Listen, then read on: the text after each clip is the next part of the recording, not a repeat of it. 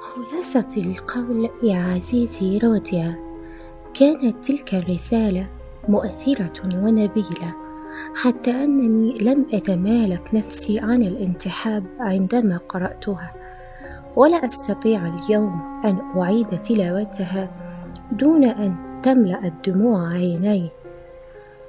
وجاءت شهادة الخدم مصداقا لصحة ما جاء في رسالة دونيا مزيدة لها.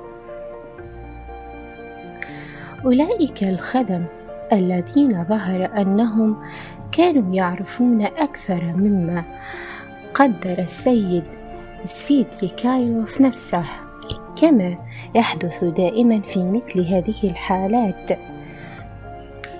وقد ذهلت مارت بيتروفنا للنبأ، فكانت صدمة أليمة لها، زادت شدتها عن الصدمة الأولى، كما اعترفت بنفسها بعدئذ، ولم يبق لديها أي شك في براءة دونيا. وهكذا لم تكد شمس الصباح تشرق، وكان اليوم أحدا، حتى هرعت إلى الكنيسة تبتهل إلى العذراء شديدة القدسية أن تساعدها على احتمال هذه التجربة العنيفة والقيام بالواجب المترتب عليها. ثم جاءت تزورنا بعد ذلك مباشرة دون أن تتوقف في الطريق، فقصت علينا الخبر بحذافيره، وبكت بمرارة واندفعت تحت تأثير ندمها وشعورها بالإثم إلى دونيا تعانقها وتطلب إليها الصفح عنها. ثم غادرتنا وطافت في أنحاء المدينة كلها، فلم تترك أحدا من معارفها إلا وأسجت دونيا أمامه مديحا حارا، وسكبت سيلا من الدمع وهي تشيد بنقاء عواطفها ونبل أخلاقها. ولم تكتفي بذلك، بل راحت زيادة في تبرير موقف دونيا وسعيا وراء رد اعتبارها السليم إليها. راحت تتلو رسالتها بصوت عال أمام الناس، تلك الرسالة التي حدثتك عنها، والتي وجهتها دونيا إلى السيد سفيدريكايلوف، بل وسمحت لمن أراد أن ينسخ عنها صورة ليحتفظ بها يطلع عليها من يشاء، وهو تصرف لا أعتقد أنه في محله.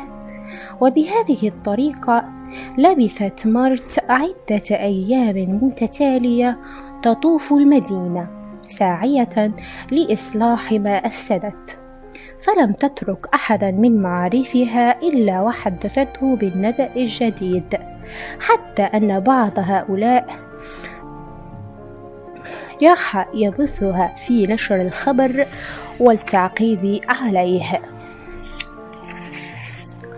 وكانت زيارة مارت بيتروفنا متوقعة لكل مكان، فكان يعرف سلفا أنها ستقرأ الرسالة في يوم كذا، حتى أن الذين سبق لهم سماع ما جاء فيها كانوا يقصدون حيث تكون ليستمعوا من جديد إلى تلك التلاوة العتيدة. إنني اعتقدت أن مارت بيتروفنا بالغت كثيرا في أمثال هذه التصرفات، ولكنها كانت ترضي ضميرها وتحتكم لعقليتها، وكانت النتيجة الطبيعية لهذا التصرف أن عاد إلى دونيا اعتبارها، وتحررت نهائيا من الوسمة التي كانت تهدد حياتها. وقد تلقت دونيا عروضا كثيرة للتدريس في غيتر دور، إلى أنها رفضت تلك العروض، واستعدنا مرة ثانية مكانتنا بين الناس الذين راحوا يعربون لدونيا عن مودتهم وأسفهم. وكان لهذا الحدث أثر في تسهيل التحسن الذي طرأ على موقفنا. إذ تقدم خطيب يطلب يد دنيا فوافقت عليه، وأنا بدوري بادرت إلى إخبارك، إذ رغم أن القضية قد بت فيها دون أخذ موافقتك، فإننا دنيا وأنا ندرك تماما أنك لن تسرها في نفسك، خصوصا متى عرفت أننا ما كنا لنستطيع إرجاء البت فيها، وأنك ما كنت لتستطيع الحكم على الموضوع بدقة، وأنت حيث أنت الآن. وإليك تفصيل القضية كما وقعت.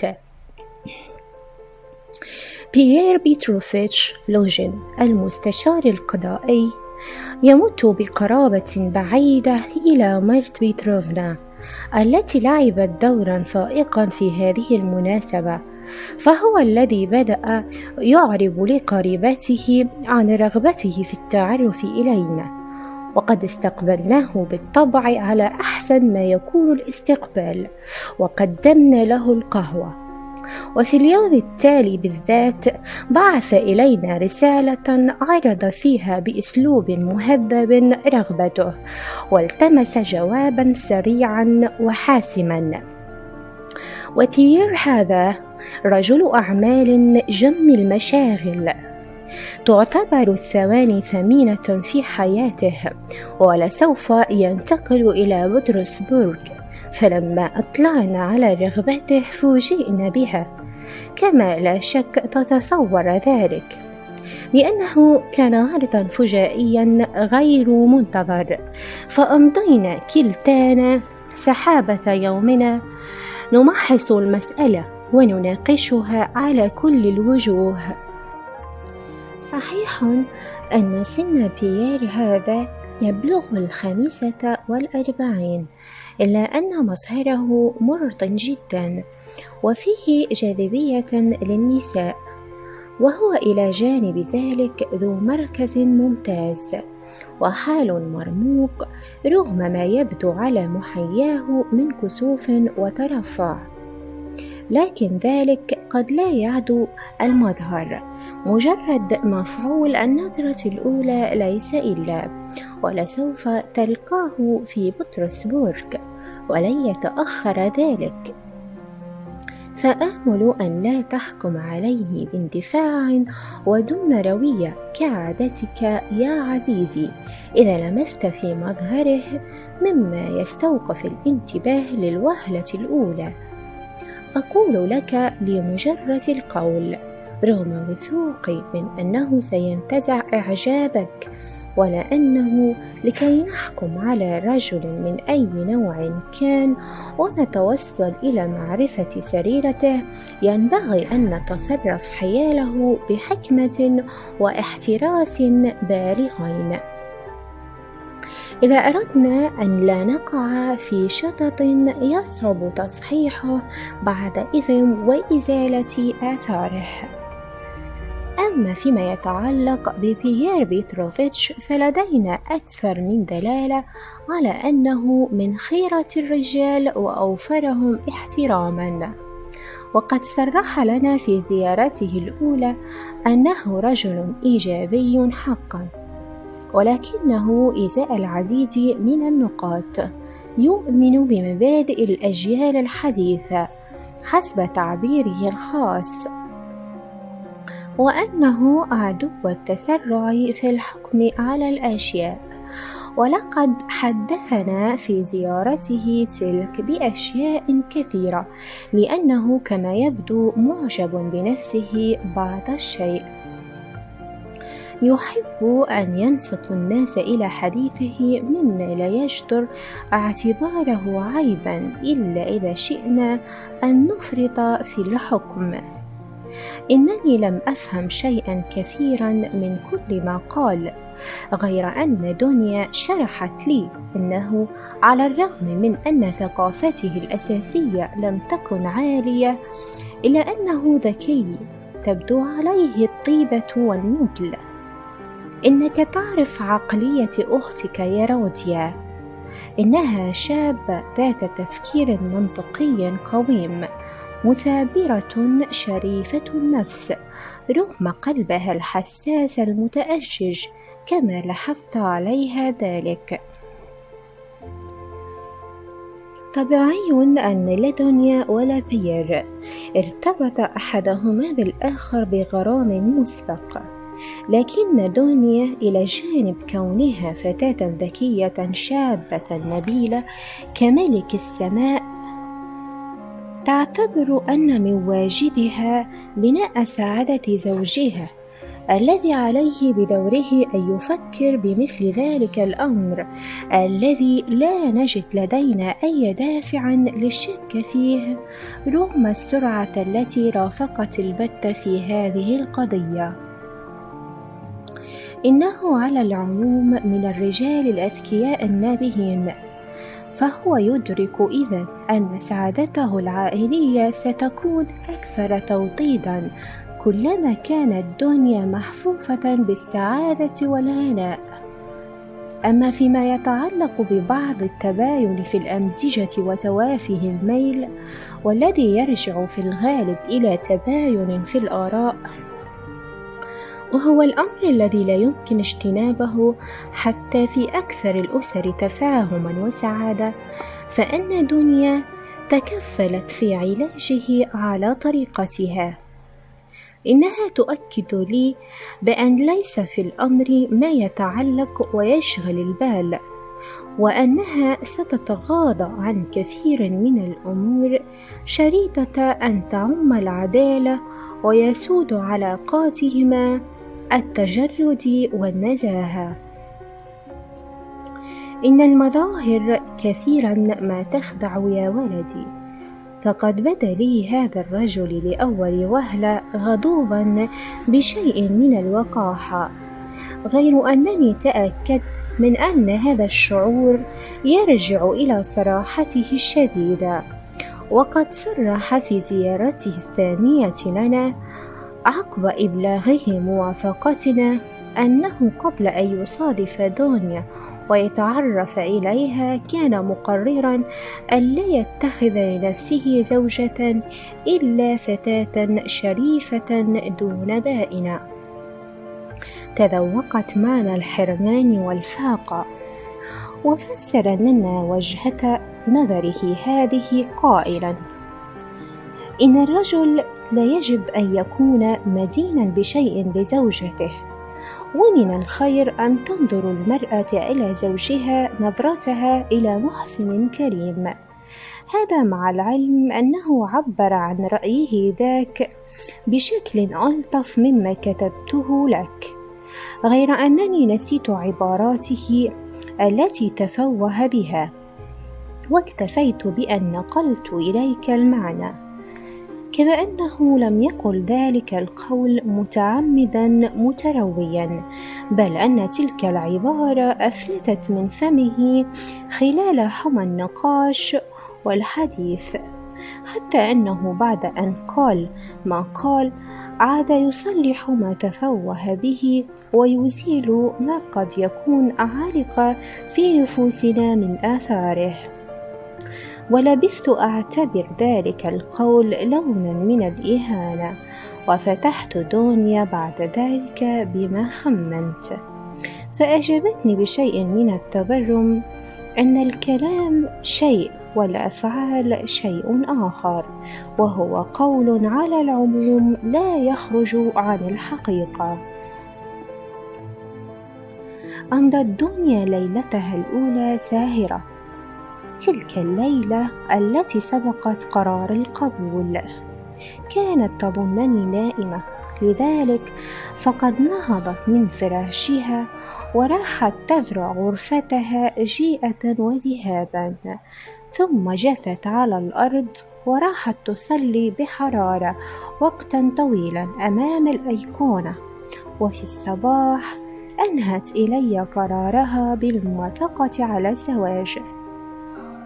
قلت لك في متن هذه الرسالة أن بيير بيتروفيتش سيسافر إلى بطرسبورغ، وإن أعمالا هامة تقتضيه ذلك السفر، وأنه سيفتتح فيها مكتبا للمحاماة، فهو يزاول هذه المهنة منذ زمن بعيد، وقد ربح مؤخرا قضية هامة على ذلك، تستطيع اعتباره يا عزيزي روديا ذا منفعة بالنسبة إليك.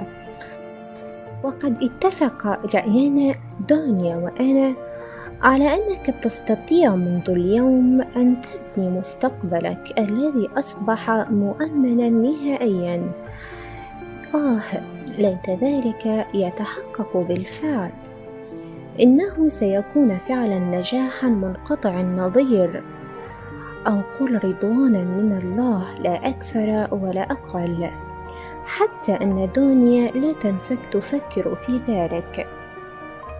وقد ألمحنا إلى بيير بيتروفيتش بذلك، فكان جوابه متحفظا، ولكنه صرح بأنه يفضل بالطبع أن يدفع أتعابا لواحد من أفراد الأسرة، طالما أنه لن يستطيع الاستغناء عن أمين سر له، شريطة أن يبرهن ذلك القريب على كفاءته فيشغل مركزه بجدارة، ولست عاجزا عن ذلك أبدا. ثم عبر عن شكوكه في أن تكون دراسته في الجامعة لا تسمح لك بمزاولة العمل في مكتبه، وتوقفت المسألة عند هذا الحد، غير أن دونيا التي لا يشغلها أمر أكثر من هذا ستعود إلى البحث فيه من جديد. لقد وضعت منذ أيام مشروعا مستعجلا يتعلق بمستقبلك.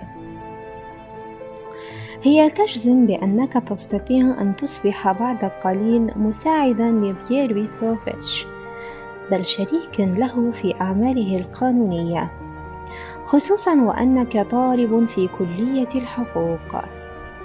إنني شخصيا من هذا الرأي، لذا تراني أسبح في هذه الآمال وآتيه في خضم هذه المرئيات، معتبرة كل ذلك حقيقة واقعة. وعلى الرغم من تحفظ بيير بيتروفيتش الحالي، وهو تحفظ واضح، السبب لأنه لم يتعرف إليك بعد، فإن دونيا متأكدة تماما من أنها ستبلغ الهدف بفضل نفوذها الذي تفكر في استعماله على زوجها المقبل. نعم، إنها واثقة من ذلك. إننا ولا شك نمتنع عن التحدث عن آمالنا أمام بيير بيتروفيتش، خصوصا عن رغبتنا في أن نراك يوما شريكا له، لأن بيير هذا رجل واقعي، ولعله إذا شهد وعرف ما نضمر عاد ذلك إلى إغراقنا في الخيال والأوهام. هذا عدا عن أننا دونيا وأنا لم نحدثه قط عن أملنا في أن يقدم إلينا المال اللازم طيلة وجودك في الجامعة لمتابعة دروسك، ونحن واثقتان من أننا في غير حاجة إلى التحدث عن هذا الأمر الذي سيكون بديهيا في المستقبل، والذي لا شك سيبدأ من جانبه بعد أن يسمعك بعض المواعظ، لأنه لا يستطيع رفض هذا الرجاء الذي تتقدم به دونيا إليه كزوج، عدا عن أنك ستكون مساعده الأيمن في أعماله، وبذلك تخرج القضية عن نطاق الإحسان والمساعدة، وتكون مجرد دفع أجر أنت تستحقه لقاء عملك. تلك هي مشاريع دونيا التي تضمرها لك، وأنا متضامنة معها في ذلك، مؤيدة لها. كذلك لم نتحدث في هذا الأمر لأنني كنت أهدف إلى جعلك معه على قدم مساواة بعد أن تتقابلا للمرة الأولى، ذلك أن دنيا كانت تتحدث إليه عنك بلهجة كلها حماس وتأييد، فإذا به يجيبها لكي يحكم على رجل ما ينبغي أن يراه عن قرب وأن يحتك به. لذلك فهو يحتفظ برأيه فيما يتعلق بك إلى اليوم الذي سيتعرف عليك فيه. سأطلعك كذلك على أمر يا عزيزي روديا، إنه ليس رأي بيير بيتروفيتش بالطبع، ولكنه ولنقل هذيان امرأة عجوز، ذلك أنني بسبب اعتبارات معينة أفكر في البقاء حيث أنا بعد زواج أختك دونيا بدلا من أن أشطرهما السكن. أنني واثقة من أنه سيكون له من نفسه ما يحفزه على مطالبة بعدم الافتراق عن ابنتي، وسأرفض بالطبع طلبه، وهو وإن كان لم يحدثني بعد بشيء ولكنه واضح أنه سيكون كذلك.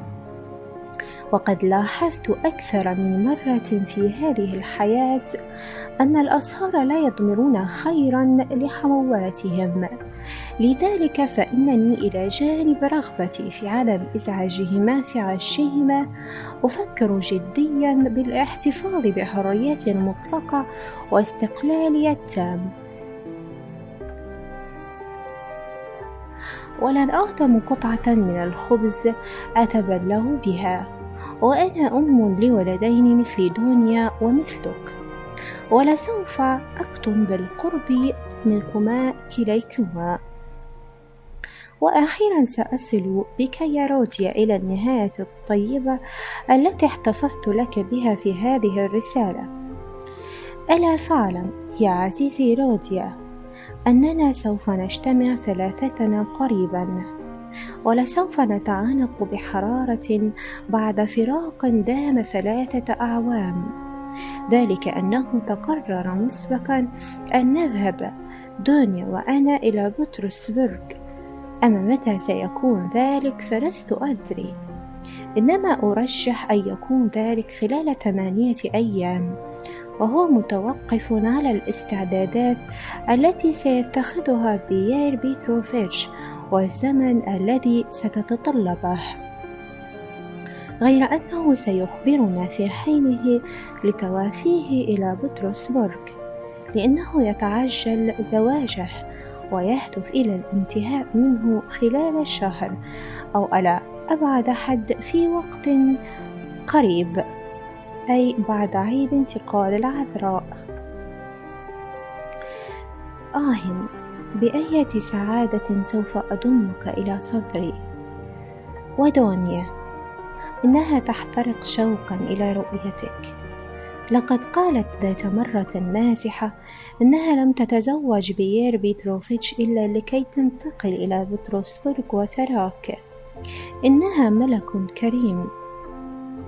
لقد أخبرتني بأنها لن تضيف شيئا إلى رسالتي إليك هذه المرة، ورجتني أن أعلمك بأن لديها أشياء كثيرة سوف ترويها لك بنفسها، أشياء تبلغ من الكثرة حتى يجعلها عاجزة عن الإمساك بالقلم وتصديرها إليك بالترتيب والتسلسل،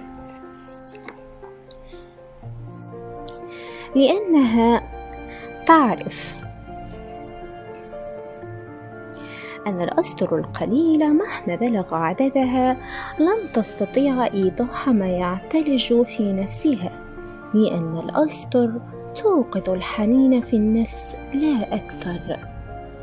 لسوف نلتقي قريبا يا ولدي، غير أنني عازمة على أن أرسل إليك في الأيام القريبة كل ما أستطيع إرساله من مال، إذ إن اعتبار المال قد ارتفع في كل مكان منذ أن عرف الناس أن دنيا ستتزوج من بيير بيتروفيتش. وأنا أعرف أن أتناس إيفانوفيتش سيوافق على تسليف 75 روبلا على جراية السنوية، مما سيجعلني قادرة على أن أرسل إليك منها 25 أو 30 روبلا، ولولا خوفي من نفقات الطريق وما قد يطرأ علينا لأرسلت إليك أكثر من هذا المبلغ. إنني أحتاط لهذا رغم أن بيير بيتروفيتش عرض علينا أن يتحمل جزءا من النفقات الناجمة عن هذه الرحلة، فيطلب إلى واحد من معارفه أن يقوم بنقل متاعنا، غير أننا يجب أن ندفع قيمة تذاكر سفرنا حتى بطرسبورغ، وليس من المعقول أن نحل في المدينة دون أن يكون معنا مال يكفينا في أيامنا الأولى على الأقل. هذا مع العلم أن دنيا وأنا دققنا في كل صغيرة وكبيرة واتخذنا لها الحيطة، وبذلك فلن يكلفنا السفر غاليا، إذ لا يفصلنا عن محطة السكة الحديدية أكثر من 90 فرسخا، وقد اتفقنا مع أحد الفلاحين على إيصالنا إليها. سنسافر في الدرجة الثالثة بكل اطمئنان ورضا، وبذلك سأنجح في إرسال 30 روبلا إليك وليس 25. أعتقد أن ما كتبته حتى الآن يكفي، فقد ملأت ورقتين كبيرتين لم أترك فيهما مكانا خاليا. لقد أنهيت لك قصتنا كما وقعت، والله يعرف كم وقع لنا من حوادث. والآن يا عزيزي روديا، أقبلك على البعد بانتظار تلاقينا المقبل، وأحمل إليك قبلات دنيا التي كلفتني بها، وليرضى عنك الله ولتحل عليك بركتي كأم. أحبب أختك دنيا يا روديا، أحببها بقدر ما تحبك، واعلم أنها تحبك حبا عميقا لا حدود له، تحبك أكثر مما تحب نفسها. إنها ملك كما قلت لك. وأنت يا عزيزي روديا، أنت كل شيء بالنسبة إلينا، أنت أملنا وعزاؤنا في المستقبل. أرجو الله أن تكون سعيدا فنكون كذلك سعداء. هل تصلي دائما كما كنت تفعل من قبل يا روديا العزيز؟ وهل تؤمن أبدا بالقدرة والعناية الإلهية المقدسة؟ إنني أخاف أن تكون الزندقة التي بدأت تسري بشدة اليوم قد وجدت طريقها إلى نفسك. إذا كان ذلك قد حدث فسأصلي من أجل هدايتك يا ولدي. واذكر يا ولدي الحبيب كيف كنت تتمتم صلواتك لما أن كنت طفلا وكان أبوك حيا. كنت تجلس على ركبتي وكنا جميعا سعداء. فإلى اللقاء يا ولدي. أضمك بعنف بين ذراعي وأرسل إليك قبلاتي. محبتك حتى القبر. بولشيري راسكولنيكوف. كانت العبرات تغسل وجنات راسكولنيكوف منذ أن قرأ الكلمات الأولى، غير أنه ما أن فرغ من قراءة الرسالة كلها حتى شحب وجهه واكتسحت جسده رعشة هزت كيانه، بينما انفرجت شفتاه عن ابتسامة باهتة كلها مرارة. ترك رأسه يسقط على الوسادة القذرة المحشوة بالألبسة وراح يفكر. كان وجيب قلبه يصم آذانه، وكانت أفكاره توقد نيران الحمى في جسده. شعر أنه سيختنق في هذه الغرفة الصفراء التي تشبه الخزانة أو الصندوق، بينما تاهت نظراته في الفضاء ولم يلبث أن اختطف قبعته وخرج دون أن يتهيب هذه المرة من لقاء صاحبة الدار على السلم. نعم، لقد نسي هذه الحيطة تماماً. سار في اتجاه إيل بازل، جزيرة القديس باسل، مرًا بالشارع فاء، كما لو كانت هناك أعمال هامة مستعجلة تنتظره، غير أنه راح كعادته يناجي نفسه ويتحدث إليها بصوت مرتفع أحيانًا دون أن يلاحظ ما حوله أو يبالي بمن يصطدم بهم شأن السكين المدمن.